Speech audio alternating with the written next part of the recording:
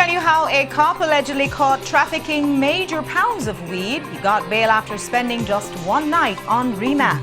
And Prime Minister John Bersenya's first New Year's message, he says, government broke, but don't worry about paying that increased Social Security contribution next year. Also, the first female president of the Belize Court of Appeal will tell you about the ascensions of Minute Hafiz Betram. Plus, can COVID cause partial blindness? We'll tell you what one eye doctor is seeing. We've got details of these and other stories in our newscast for tonight, Wednesday, December 30th, 2020. Good evening. With your news, I'm Indra Craig.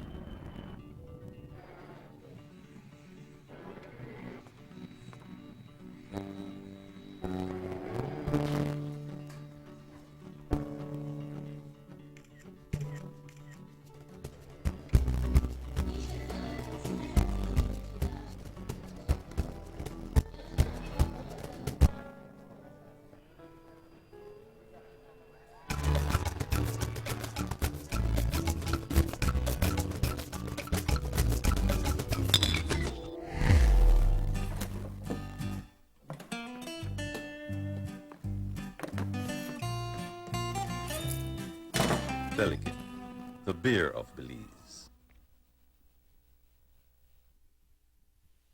December 31st, New Year's Eve, we can't be out, so we're bringing the party in your living room live virtually on sec9live.com or Zoom, featuring Stone Jam, DJ Special, DJ Dollar, and Mr. Flavor, giving you the best in 80s and 90s like you've never heard it before. Get your access pass for Zoom or Sec9 Live and contact these numbers for more info. So this New Year's Eve, stay home, stay safe, and party with the best. Sponsored by...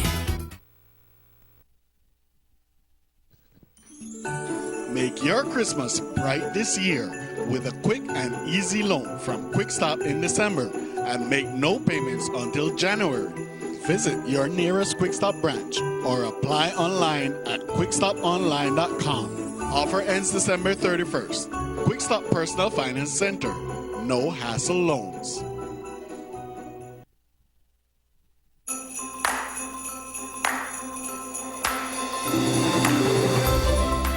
Maggie, season's greetings. Y'all, Patsy, that you that compliments of the season, girl. Yes, girl. So how you did do? Girl, I'm here, Gary, girl, let go. Girl, not too bad, you know. That's 6 months now, so we barely feel it. And you did do big Christmas shopping, though. Yes, girl. You know, every year the whole family come over to my house, lot them out to feed.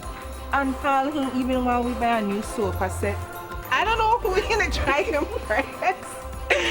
And you done your big Christmas shopping? No, girl, no kind of big shopping this year. I totally understand. Anyways, make I try come out of this place. Bye. Not forget your tax receipt. Receipt? For the leave it a thing? It no matter, for the sake of accountability, we have to know that for we tax money, they go where it's supposed to go. You don't know, tax is important for the economy of every country. Taxes help pay for education, streets, and other government projects like grocery bag will benefit all of we. And you never know, when the economy pick up back, maybe Gary could even get back his job. You know, you're right. It's that time of year again. And whether you're buying gifts for loved ones, shopping for new furniture and appliances, or simply doing business as usual, the Belize Tax Service Department would like to remind you to always ask for a tax receipt with every purchase. Let us all do our part to ensure the further growth of Belize. Together we build our country, your contribution, our development.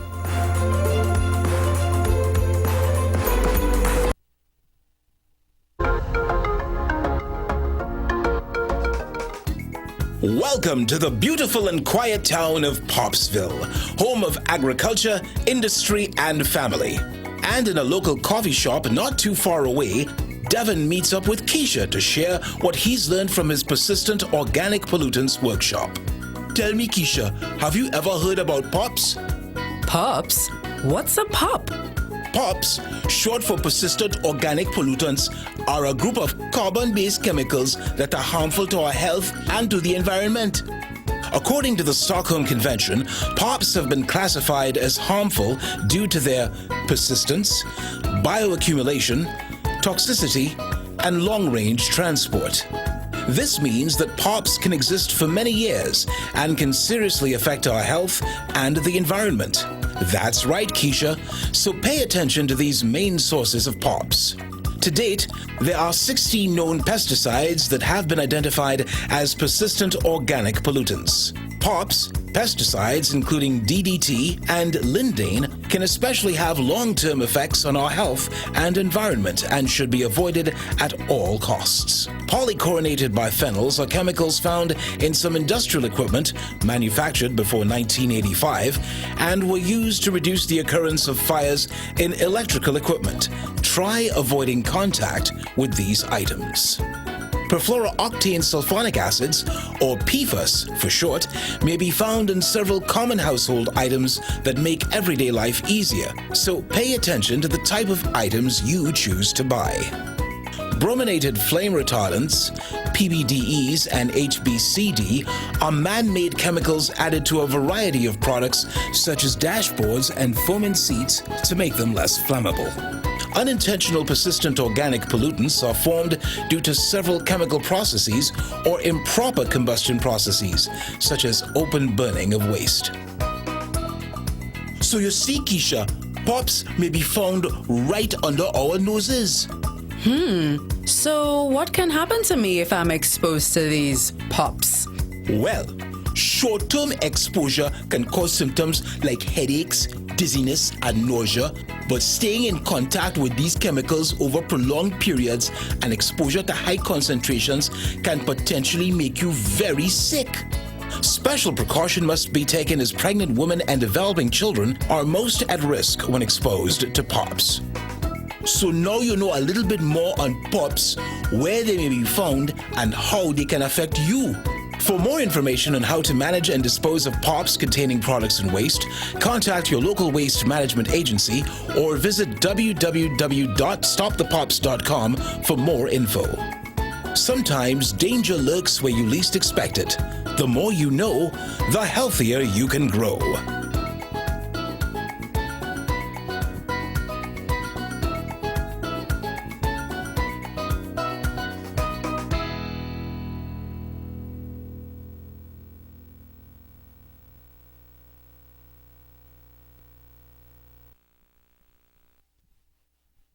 The Police Department is now accepting applications for Recruit Squad number 95. Application forms can be obtained at the nearest police stations or downloaded via the police website at www.belizepolice.bz. Completed application forms, along with a recent police record and other supporting documents, can be submitted to the National Police Training Academy or to the nearest head police stations in the districts no later than 5 p.m. on Thursday, December 31. Applicants must be a Belizean national, must be between the ages of 18 and 35 years, must be no less than 5 feet 5 inches tall, and must be in possession of a high school diploma or higher qualifications. Applications will only be honored based on applicants meeting all the necessary criteria. Important points to note: successful applicants must be prepared to stay at the Police Training Academy for 3 consecutive months. Only the successful applicants will be allowed to sit the police entrance exam, and late applications will not be considered. Sign up today and become a part of Intake 95 for the Belize Police Department.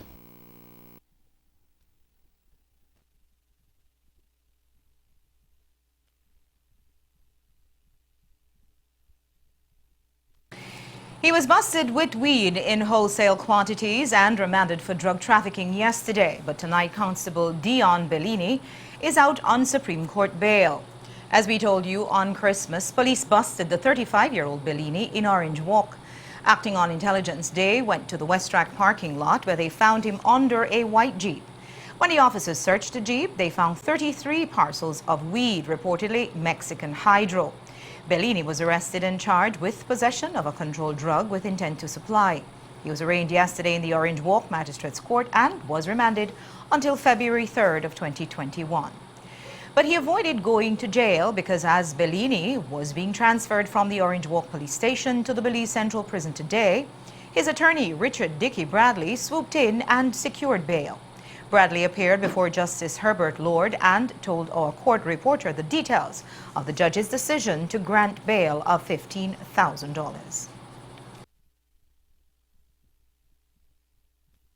Officer Bellini had appeared in the Orange Walk Magistrate Court, and it is a large quantity of marijuana which the law would take a serious view of.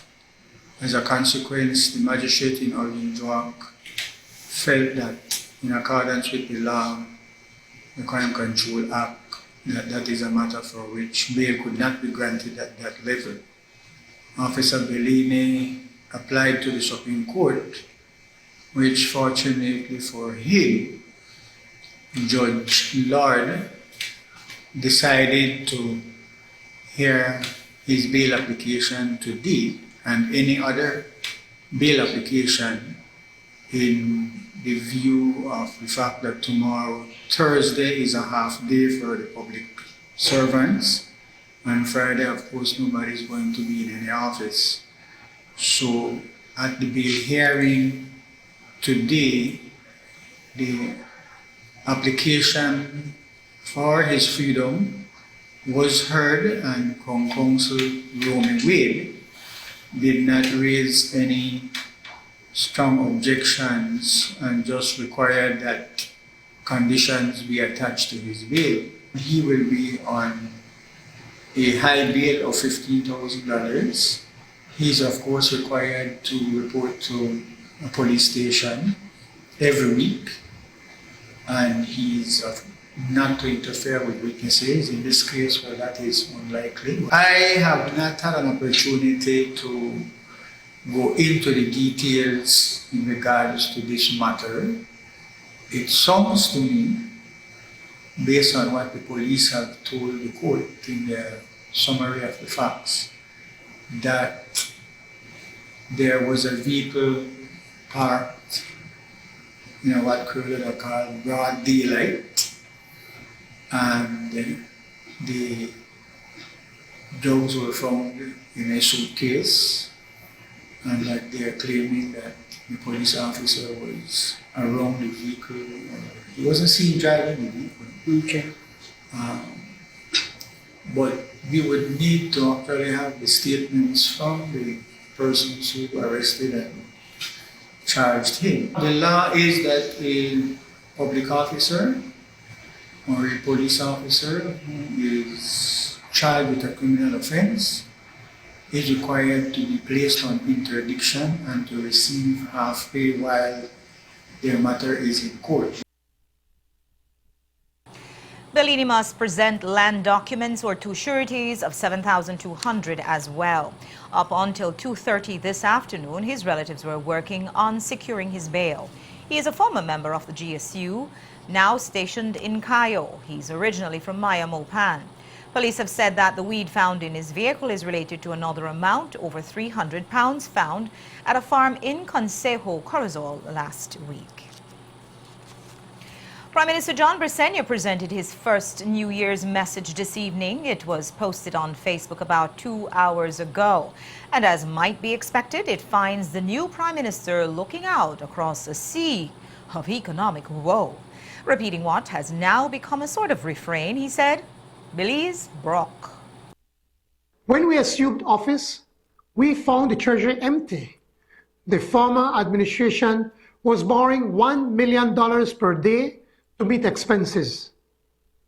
Imagine, they had to borrow every single month to meet payroll. That is bankruptcy, pure and simple. And we estimate that the Belizean economy will shrink by 15% in 2020. The overall fiscal deficit is now in excess of $500 million, or 12% of GDP. And our debt to GDP will increase to 133%. The acceptable standard is 60%. While economists who analyze and keep track of these statistics will be alarmed by these figures, they tell a simple tale to all. Belize broke. Belize broke, and PM Bersenio says the former administration is to blame. So he says in 2021, you'll be making sacrifices while former UDP officials may be making bail arrangements. We will all be asked to make major sacrifices in 2021 as we seek to right the ship of state. In good conscience, before we ask Belizeans to do so, those who brought us to this point must be held to account. In the days and weeks ahead, my government will be revealing to the Belizean people the extent of the stealing, criminality, and corruption that was perpetrated by the Barrow administration. Valuable lands are now in the hands of UDP cronies, given away for a pittance. Contracts valued hundreds of millions of dollars were awarded to favorite contractors who failed to pay millions in taxes and fees. State enterprises bought properties at gross overvalues, leaving institutions saddled with millions in debt for no legitimate purpose. Cronies signed contracts in the run-up to the elections and are now demanding massive payouts to be released from contracts. Public officers were required to use government equipment and fuel to build roads on private property and to clear massive ranches. The theft and corruption were widespread and unprecedented. This cannot, should not, and will not be allowed to be forgotten. There will be investigations and, where warranted, criminal charges laid. Where appropriate, civil action for recovery will be brought before the courts. There will be no sacred cows. And Social Security's bottom line is also not a sacred cow. As we reported 2 weeks ago, SSB is bracing for a loss of approximately $22 million in contribution revenue for 2020. The reason for this massive downturn is the many Belizeans estimated to be somewhere between 31,000 and 34,000 who are paying until they suddenly lost their jobs due to COVID. The acting CEO told us that the actuary is projecting those losses and it will have a significant impact on the fund. She said SSB was waiting on the final numbers from the actuary. Well, PM Bersenio says they're in, and it pretty much is the only good news coming out of his New Year's message. He said the new increased contributions slated to come into effect in January will be deferred, meaning you won't get a bigger bite taken out of your paycheck. An updated actuarial report sent to the Social Security Board several weeks ago states that the impact of COVID-19 on the actuarial situation of the SSB has been less than anticipated. Therefore, as the Prime Minister and Minister responsible for Social Security, along with Cabinet, we decided to postpone the increase in the payments that was due in 2021. You can see the entire statement later on in the news tonight. And we'll take a break now. When we come back, we'll show you the new president of the Court of Appeal. Plus, can COVID-19 cause partial blindness? When eye doctor tells us what he's seen. Don't go away.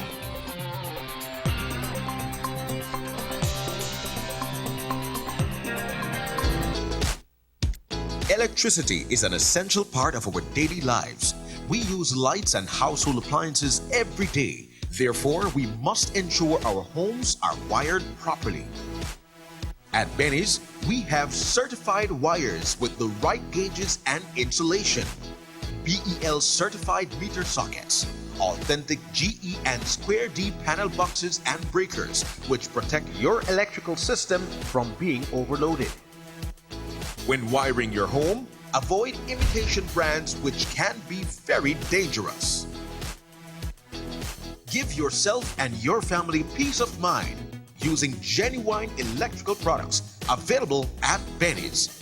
Quality and savings.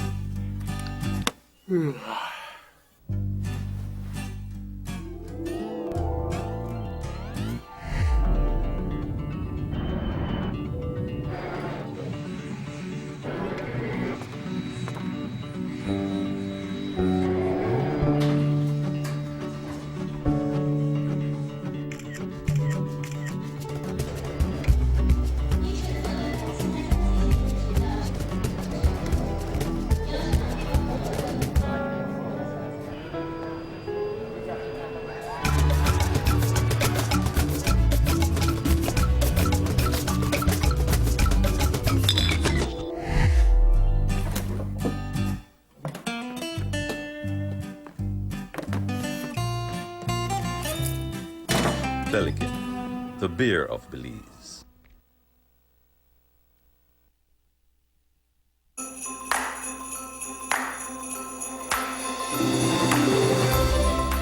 Maggie, season's greetings. Girl, consider you that compliments of the season, girl.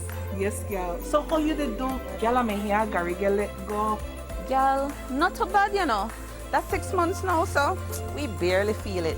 And you did do big Christmas shopping, though. Yes, girl. You know, every year the whole family come over to my house, lot them out to feed. And tell him even when we buy a new sofa set, I don't know who gonna try him first. And you done your big Christmas shopping? No, girl, no kind of big shopping this year. I totally understand. Anyways, make I try come out of this place. Bye. Not forget your tax receipt. Receipt?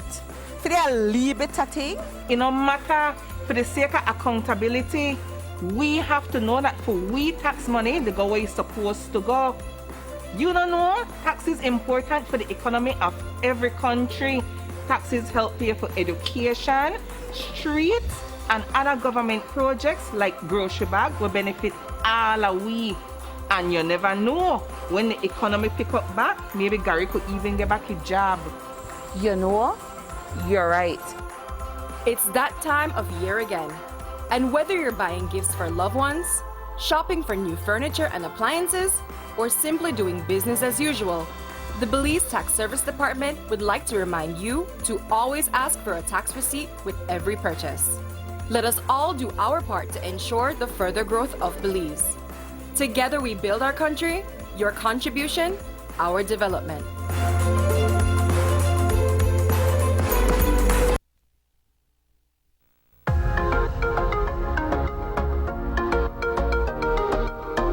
Welcome back to Popsville, where Grandpa Keith and his neighbor Martin are hard at work making way for another big junk haul. But this scrap party is about to come crashing down. Back from a school workshop about Pops, it might be time for Adita to start putting her knowledge to practice.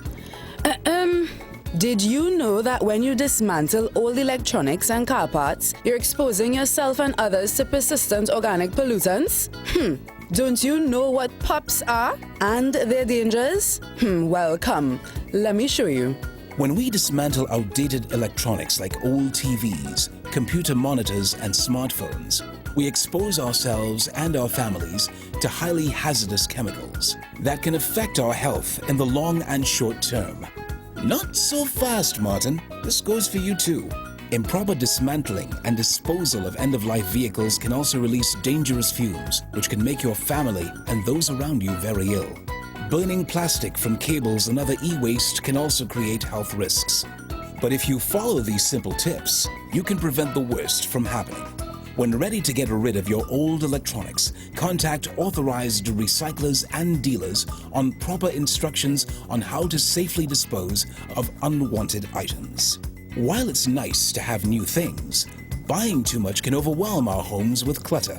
If you need to purchase, choose long-lasting products or items that are highly recyclable to reduce these hazards.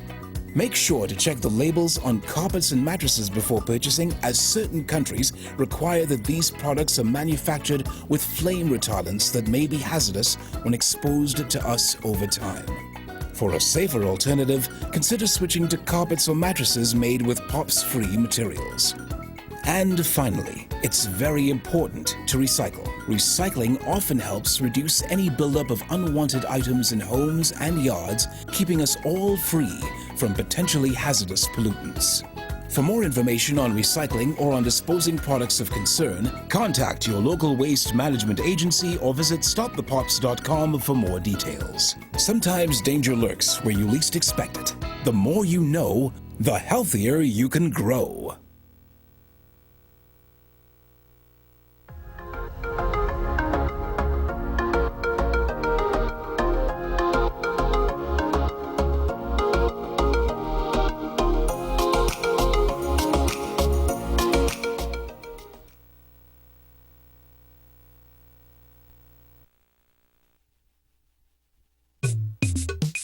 Stay safe and submit your sickness benefit claim form electronically. Follow these 4 steps. Step 1. Obtain your medical certificate. At consultation, the doctor certifies your days of illness and provides you with a medical certificate. Step 2. Fill out your sickness benefit form. Complete all the fields in parts 1 to 4 on the front page of the sickness benefit form. Step 3. Request your salaries record form. Contact your employer for your salaries record form. Step 4. Submit your sickness benefit claim form. Scan or take a clear picture of the sickness benefit form, salaries record, and proof of bank account. Email the documents to claims@socialsecurity.org.bz within 14 days. You will receive an email reply confirming receipt of your claim. After the submission of all documents, your claim is processed for payment to your account. For any COVID-related illnesses, contact the Ministry of Health for further guidance. Social Security Board, safeguarding you, your family, your future.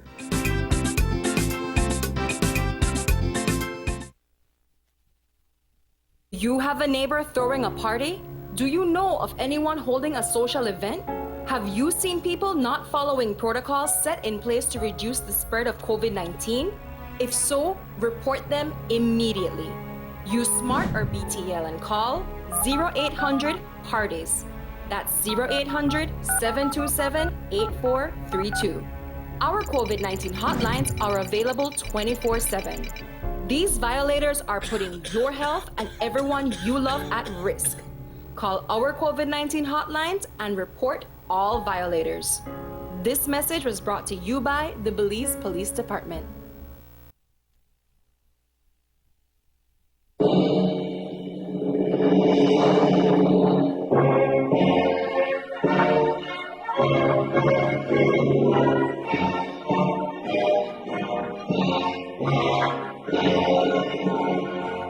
My fellow Belizeans, very soon 2020 will end and we will welcome the advent of 2021. As a nation, we will look back at 2020 with very mixed feelings, and rightly so. It was a year of unprecedented floods associated with Hurricanes Nana, Eta, and Iota, which caused more than $100 million in damage to the Belizean economy. People lost their property, farmers lost their crops and livestock, and public infrastructure was seriously damaged. If this was not enough, we experienced a drought that affected produce and farmers lost again. The COVID-19 pandemic brought our economy to a near halt. Over 236 Belizeans lost their lives to COVID, and more than 10,000 tested positive. About 45,000 persons lost their jobs, and many businesses closed as a result of the measures imposed to fight the virus. COVID-19 dramatically changed the way we work, the way we live, and the world we know. But 2020 was not all bad. Hundreds of Belizeans, along with Cuban collaborators, faced the virus and provided care and control as we implemented measures to curb its spread. Those frontline workers are our heroes. Because of the lockdown and other restrictions, many new micro, small and medium-sized businesses were spawned. This showed our Belizean creativity and an entrepreneurial spirit never before seen. We now have more Belizean businesses. As a result of border closures, we became tourists in our own country in record numbers. We rediscovered the exotic beauty of this our land and the warm hospitality of our people. On 11 November 2020, voters went to the polls, braved the COVID-19 virus, and elected a new PUP government with an overwhelming majority. The electorate endorsed the proposals in our Plan Belize. We received 59% of the popular vote. Without doubt, my government has a strong mandate for change. 2020 was truly a year of change. Change because Belizeans needed to change what was, and because Belizeans want a better future. When we assumed office, we found the treasury empty. The former administration was borrowing $1 million per day to meet expenses. Imagine, they had to borrow every single month to meet payroll. That is bankruptcy, pure and simple. Last August, the Barrow administration failed to pay the US $13 million super bond payment when it became due. Instead, they added this amount to the principal, thereby increasing Belize's foreign debt and deferring the inevitable. The rating agencies downgraded Belize yet again. The important takeaway is that due to mismanagement by the Barrow administration, they could not make the payment, and Belize was financially embarrassed on the world stage. As a result of COVID-19, the Barrow administration borrowed more than $200 million in 2020. The Belizean economy was in recession before COVID-19 gripped us. The situation worsened in the second, third, and fourth quarters, and we estimate that the Belizean economy will shrink by 15% in 2020. The overall fiscal deficit is now in excess of $500 million, or 12% of GDP, and our debt to GDP will increase to 133%. The acceptable standard is 60%. While economists who analyze and keep track of these statistics will be alarmed by these figures, they tell a simple tale to all. Belize broke. We believe that Belizeans should know why things are so bad. We all deserve to know how we reached this deplorable state. Because of UDP mismanagement and corruption, we will all be asked to make major sacrifices in 2021 as we seek to right the ship of state. In good conscience, before we ask Belizeans to do so, those who brought us to this point must be held to account. In the days and weeks ahead, my government will be revealing to the Belizean people the extent of the stealing, criminality, and corruption that was perpetrated by the Barrow administration. Valuable lands are now in the hands of UDP cronies, given away for a pittance. Contracts valued hundreds of millions of dollars were awarded to favorite contractors who failed to pay millions in taxes and fees. State enterprises bought properties at gross overvalues, leaving institutions saddled with millions in debt for no legitimate purpose. Cronies signed contracts in the run-up to the elections and are now demanding massive payouts to be released from contracts. Public officers were required to use government equipment and fuel to build roads on private property and to clear massive ranches. The theft and corruption were widespread and unprecedented. This cannot, should not and will not be allowed to be forgotten. There will be investigations and, where warranted, criminal charges laid. Where appropriate, civil action for recovery will be brought before the courts. There will be no sacred cows. It is against this miserable reality that we must turn to face 2021. The new year presents us with near insurmountable obstacles. The challenges ahead are difficult. The choices we face are tough. To suppress the spread of COVID-19, we have created the COVID-19 Task Force. This task force will be guided by science and has a mandate to recommend such measures as are required to protect us all. We're engaged with friendly countries and others seeking to bring the vaccine to Belize as soon as reasonably possible. To bounce back better, we must defeat coronavirus. I have appointed the Economic Recovery Advisory Team, which is comprised of a cross-section of the community, to make recommendations to government on restoring economic growth, job creation, and attracting investment. This is in keeping with our Plan Belize commitment to govern in a consultative manner. We have been carefully reviewing the government's financial position. It is fragile and unsustainable. It is clear that to return Belize to a path of sustainability, major changes will be required in 2021. We are preparing a plan which we will shortly share with stakeholders. We intend to consult widely with a view to agreeing on a set of measures required to turn things around. We will bounce back better. Next week, we will present a supplementary budget in the House of Representatives and present revised estimates of revenue and expenditure for the last quarter of this very unusual year. We will not propose any new revenue measures. We will also present bills to the House which initiate our reform agenda. These bills will be tabled and referred to committees to give interested persons an opportunity to consult and offer comments on our proposals. In an effort to stimulate more economic activity and ensure that employees have more disposable income and employers more finances to operate, we consulted with the actuary of the Social Security Board, who has advised that we can defer the dual increase of the ceiling and contribution rate scheduled to begin in January 2021.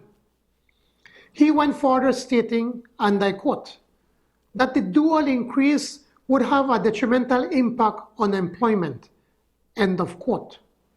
He also stated that an updated actuarial report sent to the Social Security Board several weeks ago states that the impact of COVID-19 on the actuarial situation of the SSB has been less than anticipated. Therefore, as the Prime Minister and Minister responsible for Social Security, along with Cabinet, we decided to postpone the increase in the payments that was due in 2021. Pope John Paul II said, "The future starts today, not tomorrow." This is true. The challenges of the future call us to act today.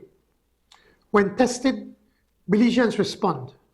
As a people, we have always faced our challenges secure in the knowledge that we will succeed. It is the indomitable Belizean resolve that girds us, the spirit of our ancestors that energizes us, and our hope and vision for a better life that inspires us to overcome. We know not what the year before us brings. That is the order of nature. But our undying faith in our Creator gives us confidence. The Bible teaches that faith is the assurance of things hoped for, the conviction of things not seen. Let us bring in 2021 safely. Let us adhere to the protocols and try to minimize the spread of COVID-19. And to Belizeans everywhere, I offer health, happiness, and God's blessings for 2021. Happy New Year. Feliz Año Nuevo.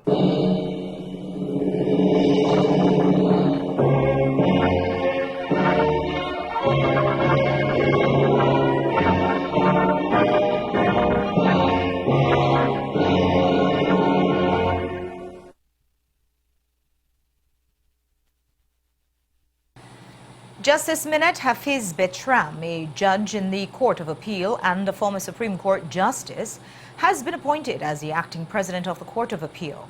She becomes the first woman to hold that office as she replaces the retired former President Justice Manuel Sosa, who held the post for almost 10 years. In a first, Justice Hafiz Betram was sworn in virtually as the acting president yesterday by Governor General Sir Colville Young.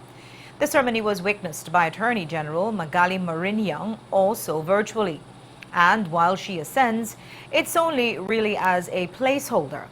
A release says Justice Hafiz Betram will act as president of the appeal court until such a time when Prime Minister John Briceño advises the Governor General of his appointee for a permanent president, after consulting with the leader of the opposition. Justice Hafiz Betram is originally from Guyana. She was sworn in as a justice of the Court of Appeal in 2013. Apart from serving as an appeal court judge and a Supreme Court judge, she was Registrar General and Registrar of the Supreme Court. Her predecessor, Justice Manuel Sosa, was the first Belizean to hold that senior judicial post. We understand that Sosa, who was first sworn in back in January of 2011, holds the longest tenure as president of the Court of Appeal. We note also that Sosa retired without any fanfare or courtroom commemoration, as is often customary within the legal fraternity. Presently, both the acting Chief Justice and the acting President of the Court of Appeal are women. COVID-19, can it cause partial blindness? There are anecdotal reports that some people have lost part of their vision after a bout with COVID-19. Now, correlation doesn't equal causation, and there's no concrete evidence that supports temporary or permanent blindness as an effect of the virus. However, it's difficult to explain how two relatively young people with no prior eye problems suddenly developed partial blindness in one or both their eyes after recovering from COVID. That's the situation with two of Dr. Amin Hagar's patients. The ophthalmologist told us today that it's a strange case and almost unheard of, even in international literature. But as he explained, we are learning new and strange things about the virus every day. I have had two patients who have lost vision as a result of having been infected, contacted the disease. They have not been in hospital. They had mild symptoms, but as a result they have had loss of vision.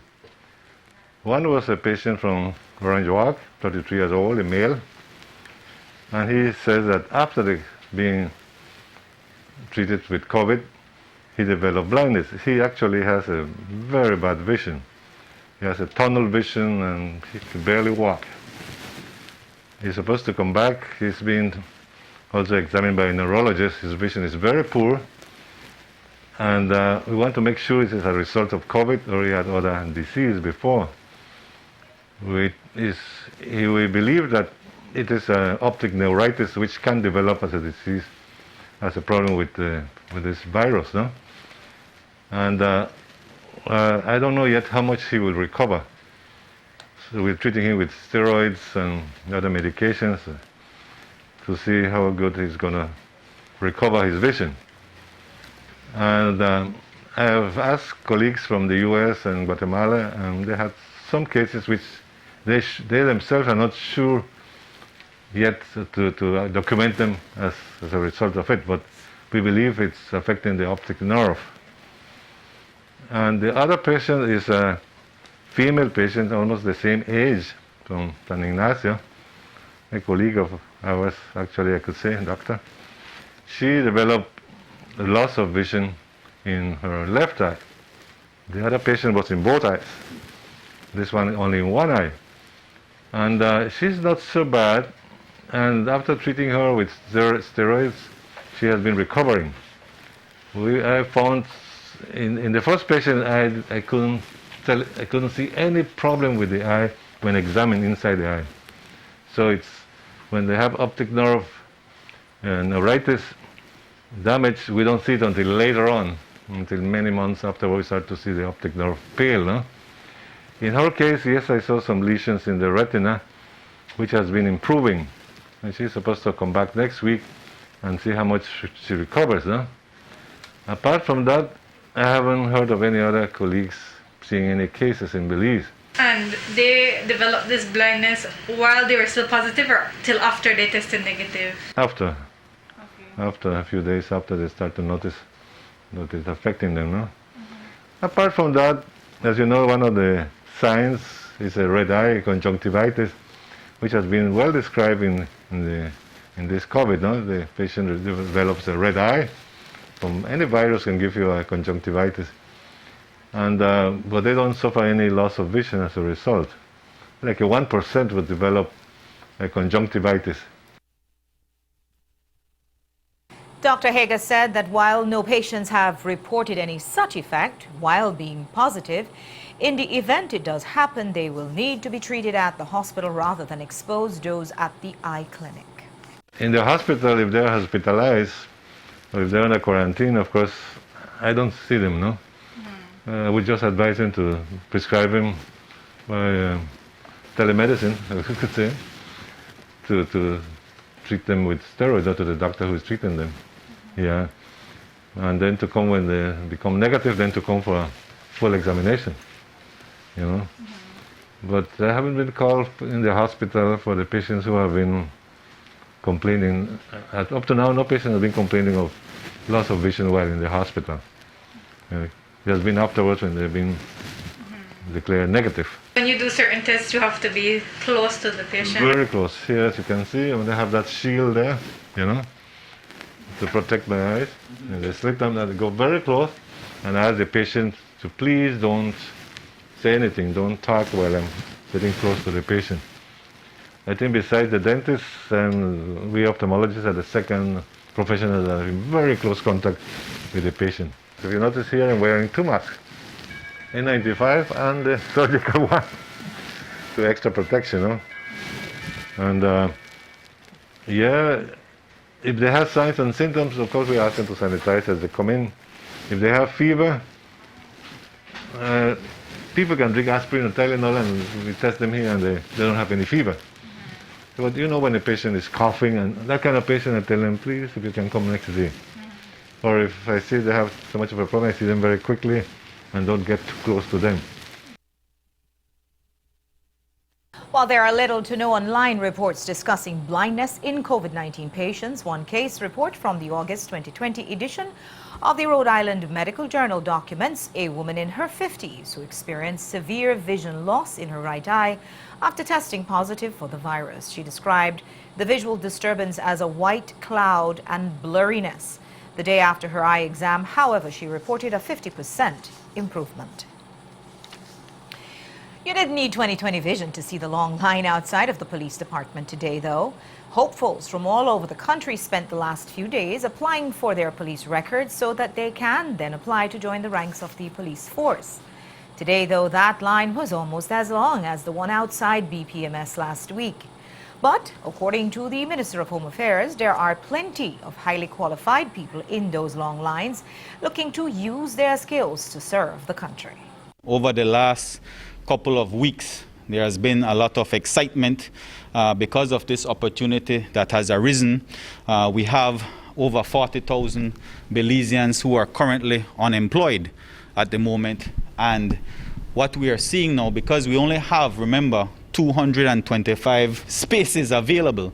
So we're seeing in very large numbers young people coming out, highly qualified young people, some even with bachelor's degrees, applying to become police officers. So while it is a challenging time for us in Belize, it is a great opportunity for the Belize Police Department to tap into our most qualified individuals out there with very high degrees who are applying. So I think that we'll have a very high caliber intake 95 coming up shortly. We already had it in our budget for this year to have another additional intake of 170 officers. And so the additional budget was only to find 50 or so more, a budget for 50 or more officers to be joining the force. So it's not a lot that we had to look for in addition to. And so that made it a lot easier. Right? I don't think I could have gotten away taking to Cabinet 225 and asking the government to find that money at this time. The PUP's Plan Belize manifesto states that it wants to increase the ranks of the police up to 4,000 officers. It currently is at 2,100. And while the police are looking to increase their numbers, the COVID-19 numbers in Belize are decreasing. Belize is now down to only 794 active cases. And while this is still more than health officials would like to see, it's a major decrease from just last month, where active cases surpassed 2,000. That means 90.4% of the total number of infections, which is 10,774, have recovered. Today alone, 96 new recoveries were reported, offsetting the 57 new cases identified. But it's not all good news, as another family has lost their loved one to the virus. This brings the death toll to 242. 22 persons are still hospitalized and 6 are in the ICU. Of the new cases discovered, 22 of them were in the Cayo district and 17 in the Belize district.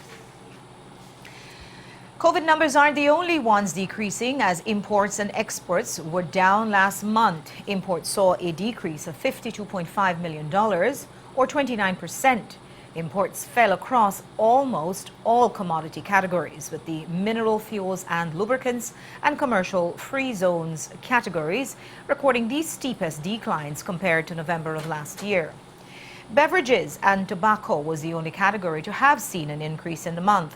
A spike in imports of mainly beer led to a growth of 4 million, as imports within that category more than doubled from 3.2 million in November of 2019 to 7.2 million in November 2020. Domestic exports went down $5.5 million, or 20.4%. Earnings from marine products declined significantly by almost 2/3, which was by far the largest decrease observed among export commodities during the month. Earnings from citrus products fell, although only slightly, from 3.6 million to a little over 3 million due to smaller exports of grapefruit concentrate. Both sugar and bananas saw modest increases in earnings in November. Revenues from sugar went up from 2 million in November 2019 to 3.1 million in November 2020, while earnings from bananas grew from 7.3 million to almost 8 million. And take a second break now. When we come back, Belizean athletes return with that good hardware from a track and field tournament in Costa Rica. They'll tell us how they excelled in a time of COVID. Don't go away.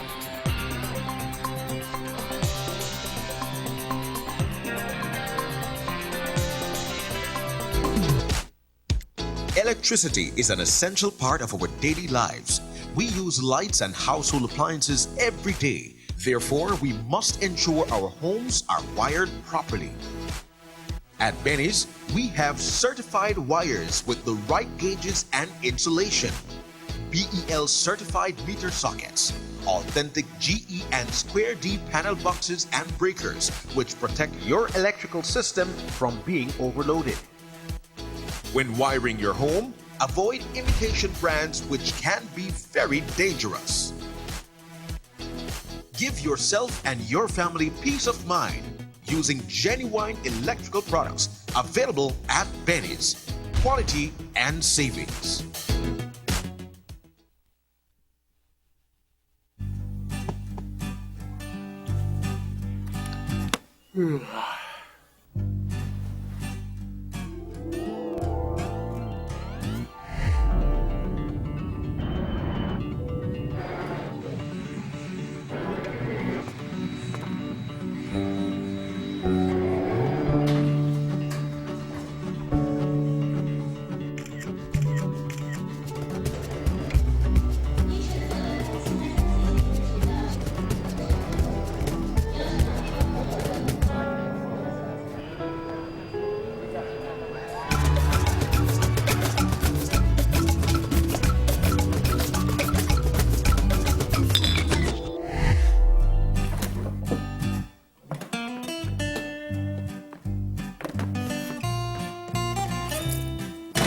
Delicate, the beer of Belize.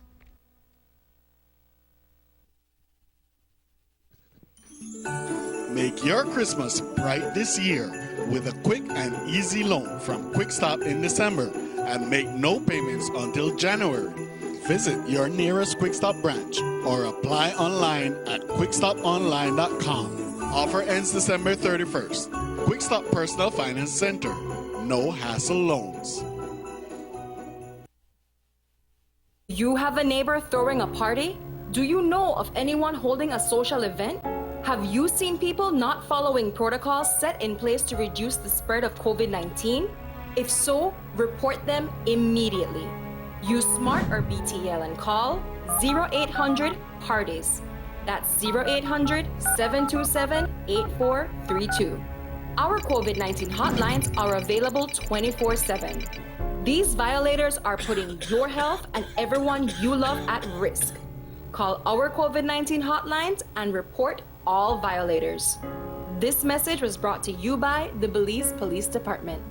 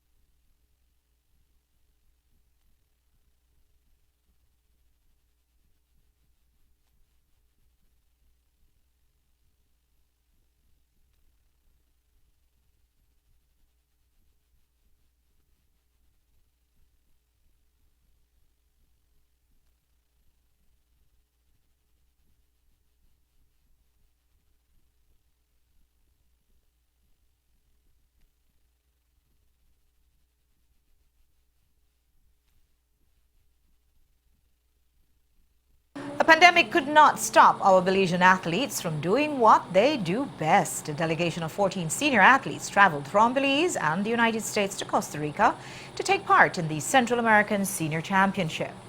But this competition was unlike all others, as the participants faced plenty of obstacles. Courtney Menzies met them at the airport and has the story. Despite the closure of gyms, the Marion Jones track, and the banning of most sporting activities, Team Belize was still able to bring home 11 medals from the Central American Senior Championship. This year's competition was slated to take place in June, but was postponed due to the pandemic. Still, the athletes were mentally prepared despite the major changes in procedures. There was no fans. That's one. Two, there were only one athlete per country per event. So usually there's 2 athletes per event, but there's only one. So you had to wear your mask all the time except the start and the end of your event.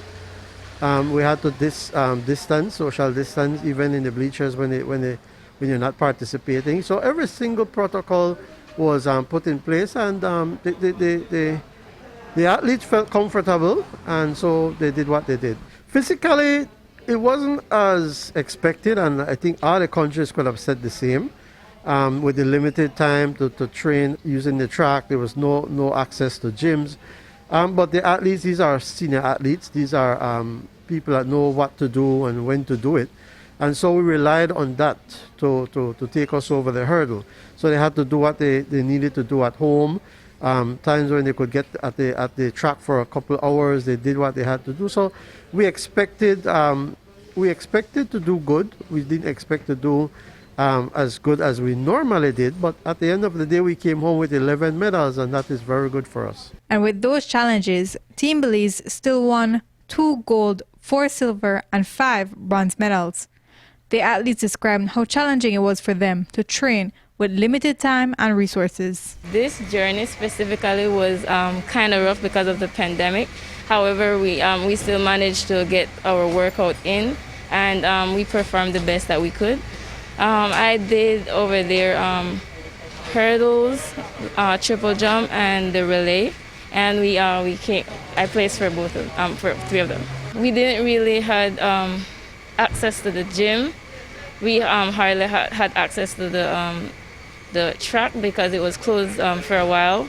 But our coach sent us stuff to do, and we usually do road run. We were in general prep that time, so we were still getting our workout in. I competed in the 200-meter race, the individual event, and the team event for about 100-meter relay. Training-wise, it was difficult from the jump. A lot of postponements with the meet, a lot of uncertainty as to whether we would compete or not, coupled with the fact that gyms have been closed for like 3 months, and for us, it's pretty much crucial for our development, no matter what sort of experience you might have. We also went through the recent floods, the heavy rains that hit us. We lost about 3 weeks of work, so that impacted a lot. So COVID has definitely done a number on us. So we really just had to go in with whatever we had, with the time we had.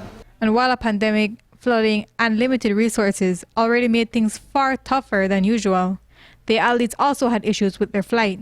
I competed in the long jump and the 4x100 meters relay. The challenges that we had to face were while we were going, we had like a 17 hours, like between 14 to 17 hours layover. And so in El Salvador, so we had to stay there. We had to sleep in the airport. We couldn't leave the airport because of, the quarantine measures for COVID and all of that. So we had to stay in the airport. And so by the time we got to Costa Rica, everybody was tired, and the competition started the day after. So we didn't really get the amount of rest that we needed. And so it's like we went into the competition feeling a bit tired. And what's the feeling now coming back, knowing that you guys still performed exceptionally well? Man, I can say we have talent. We do have talent. Actually, we could have done better, but of course, because of the COVID measures and all those things, the quarantine and all of that, that was a bit difficult for us, but we came through. So hopefully next season would be much better. Courtney Menzies, 7 News. The gold medals were won in the male triple jump and the female 200 meters categories. Last night we told you how the Briceño government averted a political crisis in Cane Country over the Christmas holiday weekend. Factions within the more than 2,700 cane farmers were considering protests against the Sugar Industries Control Board and the Sugar Cane Production Committee. That's because, as you heard the new Agriculture Minister explain last night, the Sugar Board and the SCPC were initially going to implement an adverse production estimate mechanism which would have negatively impacted the approved quota of cane that the farmers would be allowed to deliver. According to Minister Mai, the quota structure approved by the previous administration would have penalized the farmers who were most impacted by the extended 2019 drought. They are trying to recover from that and other past climate change shocks to the industry. Because their fields underperformed during last year's crop, the previous production estimates would have deprived them of huge portions of deliveries this season. We understand that some farmers were particularly incensed by the first proposal because they planted additional acreages of cane to make up for lost revenue due to last year's drought. The issue is resolved for now, but important personalities in the industry have made the point to the press that the issue of this production estimate is always a cause for dispute between stakeholders. Part of the problem is that the farmers don't have an accurate total of all the cane in the fields. They have been using their best guesses based on their experience and knowledge of the industry, and every year their estimates have been off. Here's how both the Minister of Agriculture and the lead personality from ASR-BSI independently made that point to us yesterday. I don't want a cane estimate to negatively affect anybody. We want it to be accurate. I mean, that's all. We want it to be scientifically based and accurate. So last thing we want is we want every stick of cane to come in. That's the bottom line. So I think, you know, when we look at these issues, what's important for an estimate is that it's based on the scientific basis. You know, where is the cane? How much cane is there? You know, and what can we expect during the crop? We have to be able to plan for that. You know, we're investing heavily in a mill to be able to manage these issues. And when there's a big unknown quantity out there, it makes it more difficult to manage that. The bottom line is it's not up to us anyway. You know, the Sugar Cane Production Committee is a committee. We're part of that committee, but so is everybody else, including the government.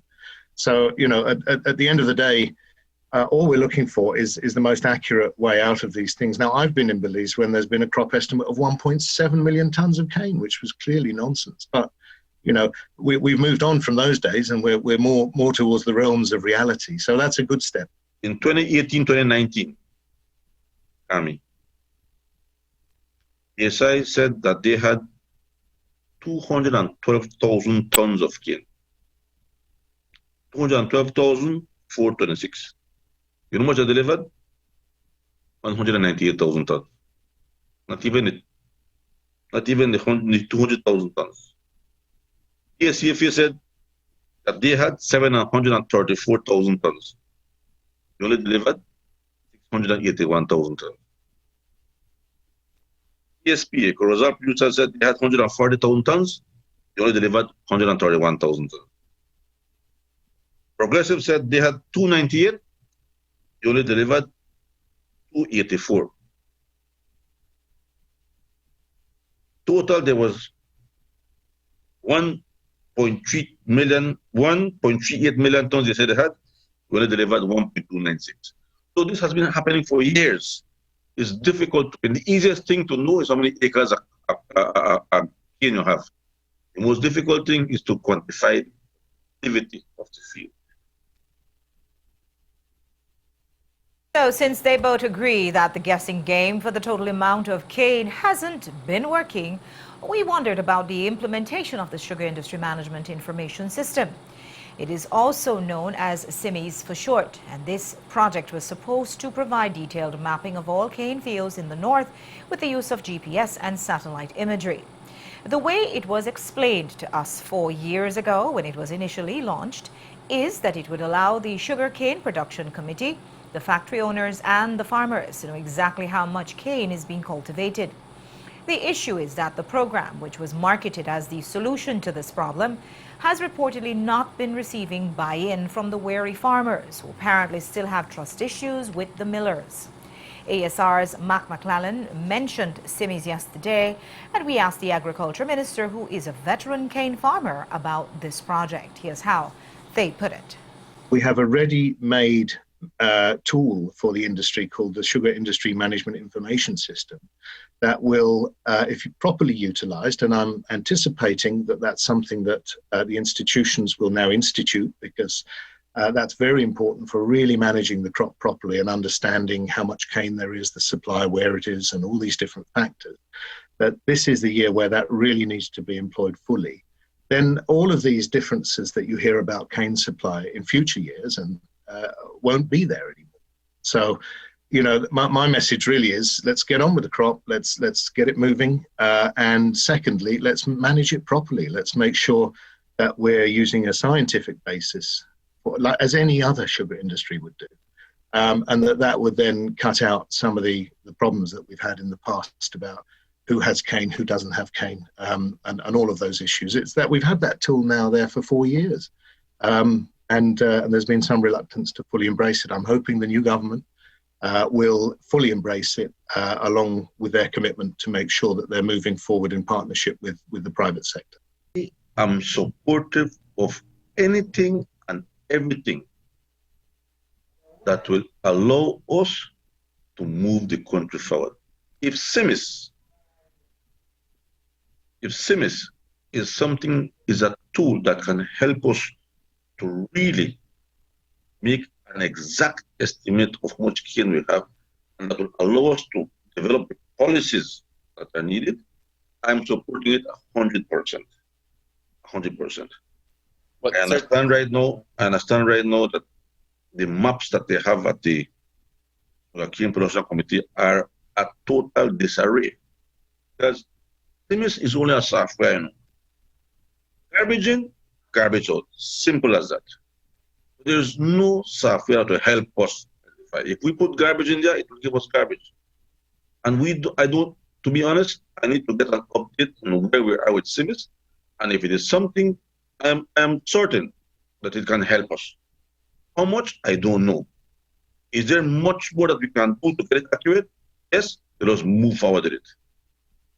So how do you encourage your fellow cane farmers who may also be, or may be part of the crowd that's resisting or isn't showing any sort of confidence in the accuracy it can provide? Let me tell you something, Mr. Ortiz. 10 years ago, whenever BSI proposed something, farmers opposed it. 5 years ago, the resistance lowered. It's all about building confidence. The historical relationship between the miller and the cane farmers have been a very nasty one. And I was like that too. Anything that BSI proposed, I opposed because I had no confidence in what they were doing is good for me. Only good for themselves. We have to build a relationship. Everybody wants the better pay. So that is, it's about education, it's about building confidence measures and relationships within the mill and the cane farmers. And we have to advocate that. In other news connected to the sugar industry, 7 News has learned that there are transition tremors at the Sugarcane Production Committee. Marcos Osorio, the chairman of the Sugar Industries Controlled Board, confirmed to us that Elroy Ak, the manager of the SCPC, was terminated on Monday, the same day that the new crop season started. This morning, 4 members of the SCPC's permanent team, who used to work with the former manager, also informed the SICB chairman that they were resigning from their posts. Those who resigned included the former delivery data officer, the infrared technician who was involved with the cane quality program, and 2 field officers. Osorio told us that he could not reveal the reason for the termination of the former manager. He said that this former staff member may seek legal recourse against the termination, and so he does not want to discuss it at this time. As for the resignation of the 4 members of the SCPC's permanent team, he said that he had a meeting with them this morning to explain his expectation of them as employees. He said that after that presentation, each of the 4 formally announced their intent to resign. Osorio tells us that he believes that the resignations were a show of solidarity with the former manager who was sent home. He also added that there are Belizean youths in the north with strong educational backgrounds who are longing for a job, so he believes that there will be suitable replacements in the coming days. But in the meantime, these resignations are already causing problems with the efficient flow of the crop season only 3 days in. 7 News has obtained a copy of the letter that ASR-BSI sent to Osorio today. That letter says, quote, the 2020-2021 crop has started with sporadic cane delivery, which is worrisome at a critical time. For the Tower Hill mill to function optimally, BSI is in vital need of effective communication between the Sugarcane Production Committee personnel and the farmers to remove any confusion. We have observed this afternoon long queues of cane trucks waiting to deliver cane. We are also discovering anecdotally from truck drivers that the delivery is not being well organized and that there is need for improved communication with them on where to queue up and when to proceed to the factory. As we approach the holiday weekend, it is critical that there is sufficient supply of cane in order to not jeopardize the crop, and the key responsibility of the SCPC is to ensure interruptions are avoided. We kindly request that you call an urgent SCPC meeting to address this situation. End quote. And while the discord in the sugar industry may never be fully settled, the Briceño administration, which has made the productive sector a priority, says there are plans to restructure Ministry of Agriculture, Food Security and Enterprise. Minister Jose Mai and his senior management team today concluded a 2-day planning exercise to carry out the restructuring. The exercise was held at the ministry's main conference room in Belmopan, and it included leading members of the different agro-industrial sectors in Belize. The government says that the main aim of the exercise was to ensure that there is a clear alignment of goals for all sectors under the ministry for the short, medium and long term. Once the plan for restructuring the ministry is completed, it will be presented to the wider ministry and key stakeholders for buy-in and participation. Last night we told you about the initial challenges that Belize had with its first export of chicken into the CARICOM market. When the shipment from Quality Poultry Products landed in Grenada, there were some issues. But in the end, the government managed to convince their counterparts in the fellow CARICOM nation to allow the shipment into the country. Well, Quality Poultry Products is celebrating that milestone with a public announcement. A press release from the company says this new export market will not cause any chicken shortages in the local Belizean market, and it will not impact their customer service and delivery to Belizeans who have shown them support for 45 years. 2 months after taking office, the Briceño administration is getting ready to have its first business session of the House of Representatives. The first one, scheduled for late December, was postponed to make the House of Representatives more COVID-ready, especially on the PUP side, where there will be 26 representatives.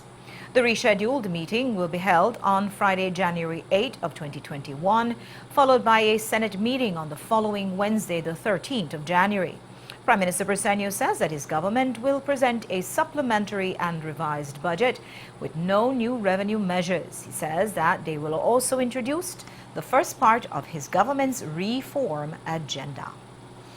And that's all we have for you for tonight. Thanks for watching. With your news, I'm Indra Craig. Remember that you can see a streaming video of this newscast at 7newsbelize.com, brought to you by Digi for the best postpaid plans in the country. Remember now to wash your hands, to wear a mask at all times in public properly, and to keep your social distance. The curfew starts at 8 tonight, so please stay inside. Join Cherise Halsal here tomorrow, sitting in at 6 for our New Year's Eve newscast. And until next year, I'll be saying have a great night.